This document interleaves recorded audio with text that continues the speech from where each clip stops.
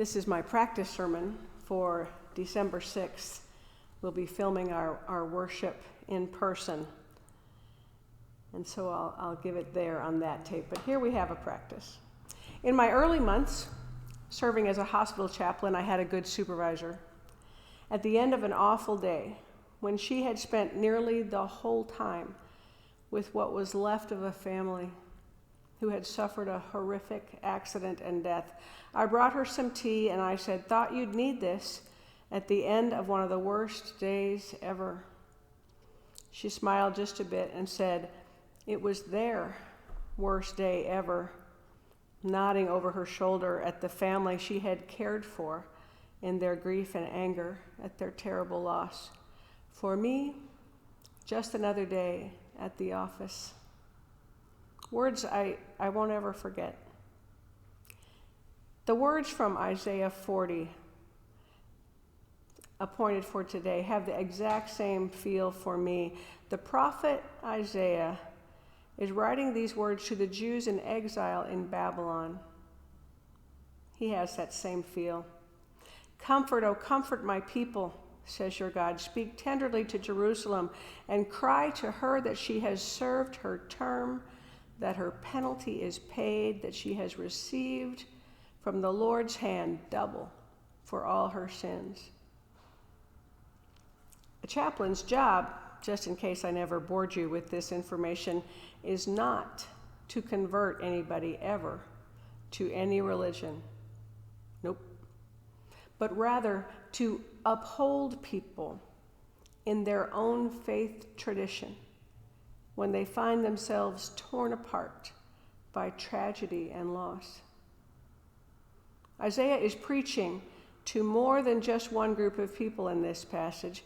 He preaches to the Jews held in exile in Babylon, who are nearly without hope. All the Jews they ever knew who were exiled never returned to their homeland.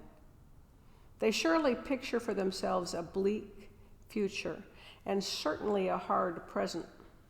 But Isaiah's tone before this chapter has been mostly punitive, finger-shaking, head-shaking, scolding even.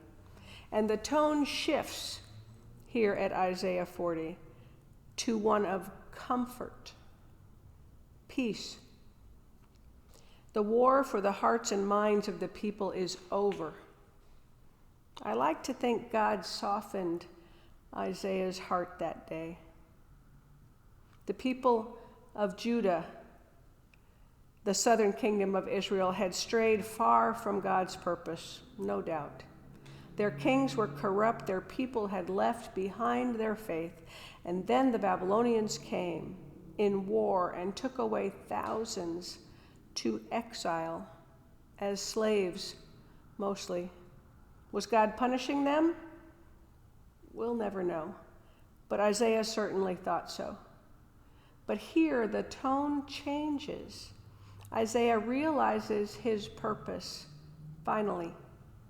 He needed to find his place as chaplain to the people in exile, not to wag his finger at them, but to lift them up. His job was to uphold them in their own faith system, helping them find their source of strength. Well, maybe you think I'm talking about me and all the other people who have served as chaplains that I've known and admired. But I'm not. I'm talking about you. I know you. You have faith. You are loved by God and you know it. So here in Advent, the beginning of the church year and the very middle of the worst pandemic we are living through, I am pointing out to you that you have a job to do. You must speak words of comfort to the hurting. You must speak tenderly to them, reminding them that this disease is not a punishment for anything, and that God is holding them safe. Speak these words to each other's friends right now, because for many, this is the worst time of their lives, and for you and me, It's just another day at the office. Our whole job as Christians is to show Christ's love. That's it. End of story. Again and again. So let's do that. Our work is cut out for us, and the folks need to hear it from you. God bless you and your ministry. Amen.